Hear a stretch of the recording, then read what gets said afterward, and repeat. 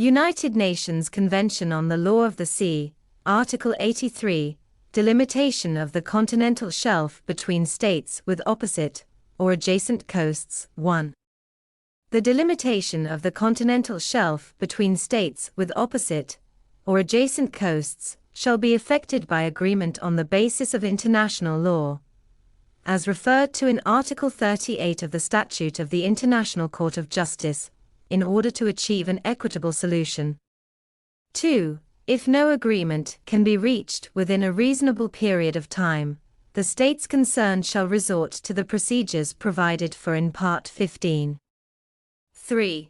Pending agreement as provided for in Paragraph 1, the states concerned, in a spirit of understanding and cooperation, shall make every effort to enter into provisional arrangements of a practical nature, and during this transitional period, not to jeopardize or hamper the reaching of the final agreement. Such arrangements shall be without prejudice to the final delimitation. 4. Where there is an agreement in force between the states concerned, questions relating to the delimitation of the continental shelf shall be determined in accordance with the provisions of that agreement.